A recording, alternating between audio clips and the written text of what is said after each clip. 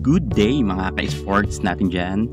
Sa unang games ng Choco Mucho ay napataob agad sila ng Petrogas Angels at mukhang pinagpraktisan nga sila pagdating sa 4th set.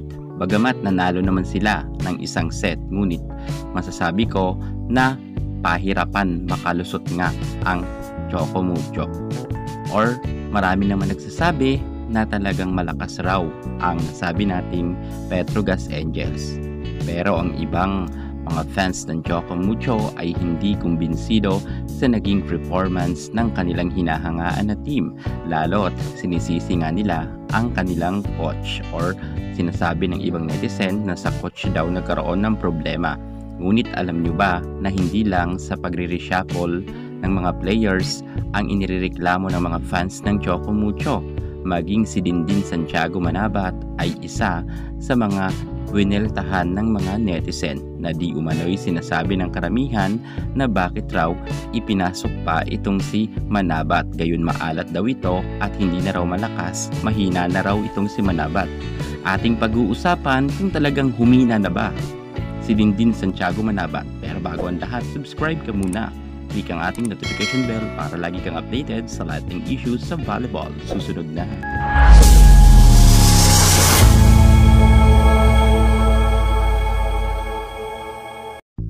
Dindin Santiago Manabat ipinanganak noong September 26, 1993. Sa kasalukuyan ay 31 years old na. Ang nasabi natin magaling na middle blocker, opposite hitter. Alam nyo ba na si Dindin Santiago Manabat ay isa sa mga pinakamagaling na balibulista sa ating bansa. Patunay lang to ng kanyang collegiate career. Unang napasabak ka siya noon sa UAAP ay nasa UST siya. Dahil nga sa angking kagalingan ni Dindin Manabat ay maraming nakapansin sa kanya ng panahon na yon.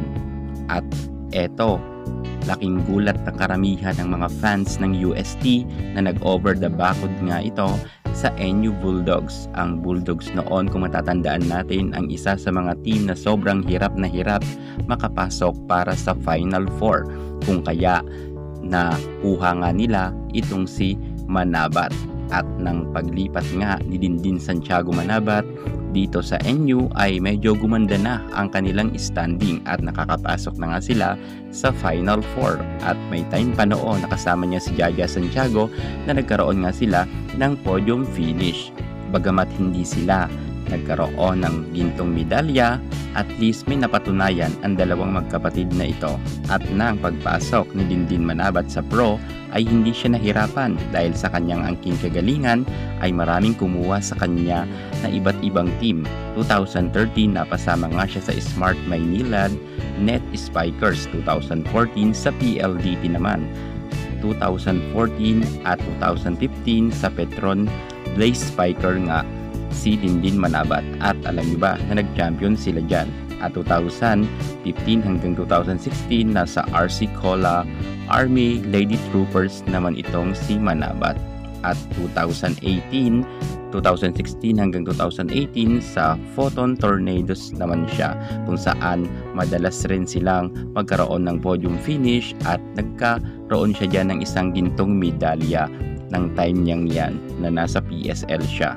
At dahil nga sa kanyang angking kagalingan, kinuha nga siyang import noong 2018 hanggang 2019 sa Toray Arrows sa Japan. At ng 2019, napunta naman uli siya sa Photon Tornadoes at nagkaroon uli sila dyan ng podium finish at nag-champion nga ang nasabi nating team na yan. At nagtuloy-tuloy ang magandang karera ni Dindin Santiago Manabat dahil sa kanyang angking kagalingan ay marami talaga siyang napupuntahan na team. At ng 2019 at 2020 ay napunta naman siya muli sa Japan at kinuha nga siyang import sa Korobe Aqua Ferries. At ng 2020 hanggang 21 ay nasa Cherry-Tigo nga siya. At bago siya nag-exit sa Cherry-Tigo ay nagkaroon pa nga siya ng isang gintong medalya. Kasama niya ang kanyang kapatid si Jaja Santiago. 2001 yan nangyari. At 2022 ay nanatili pa siya sa Cherry-Tigo. Pero last year niya na pala yon dahil nang sumabak na muli siya sa Nakhon Ratchasima para maging import naman sa Thailand, sa kanyang pagbabalik 2023 ay nasa Akari Chargers na siya at ngayon 2024 nasa Choco Mucho na itong si Manabat. At nasubukan na ang galing ni Dindin Santiago Manabat ng Reinforced Conference kung saan sa kanilang unang game kontra sa Signal ay naka 8 points lamang ito at ng Akari Chargers naman ay naka 16 points lang si Manabat, double digit naman siya dyan. Ngunit nang nakalaban nila noon ang nasabi nating bagong team ren na hindi naman kalakasan ay nagkaroon lang siya ng 6 na puntos. Ito ay medyo nabangko na kasi si Manabat at off rin siya sa laban na yan. At kontra naman sa nakalaban nilang Solar Spikers, malakas na team yan kung kaya masasabi natin na tagilid dito ang Choco Mucho at natalo nga sila at nakakuha naman si Manabat ng 16 points. Ibig sabihin lumaban rin itong si Manabat at ang kontra naman sa Petrogas Angels naka 13 points lamang ito.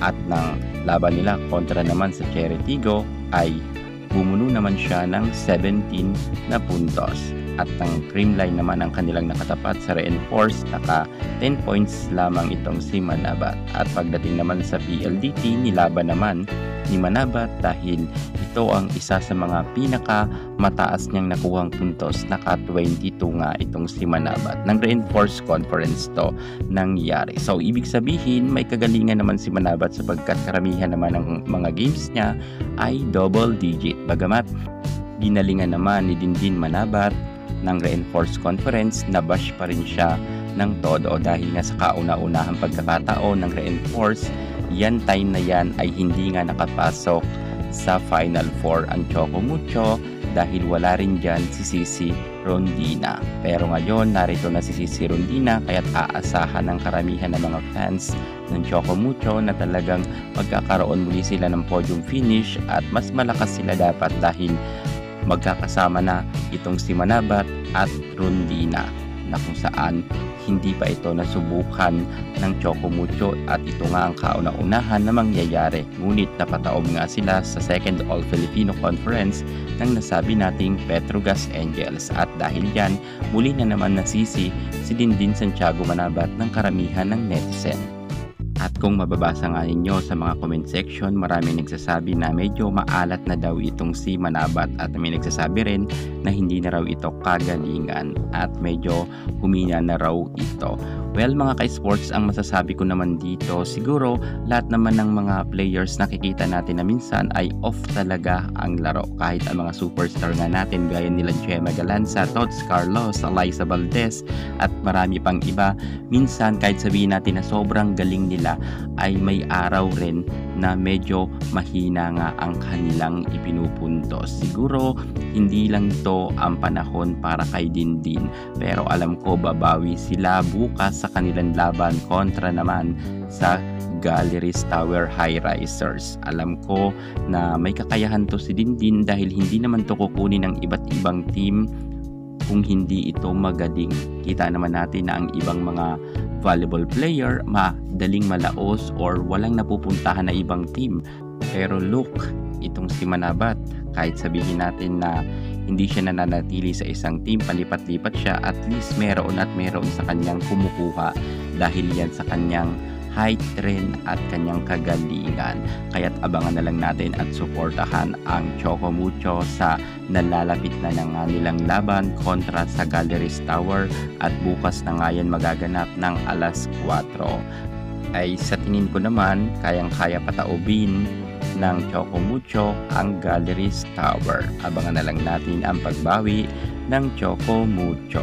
Sa mga nagsasabing laos na itong si Manabat, well, lahat naman po talaga ng volleyball player ay hindi naman mananatili ang kanilang kasikatan at kanilang pagiging maangas at superstar pagdating sa loob ng court. Darating at darating ang panahon na hihina rin sila kahit si Pinom Eliza Valdez man yan. Pero sa ngayon, patunayan muna ni Manabat na hindi pa siya laos dahil marami pang mga games. Nagsisimula pa lang naman ang kanilang laban sa second All-Filipino Conference. Abangan na lang natin muli ang pag-shine ni Dindin Santiago Manabat. Yan muna ang pinaka-latest natin sa mundo ng volleyball. Thank you so much. God bless.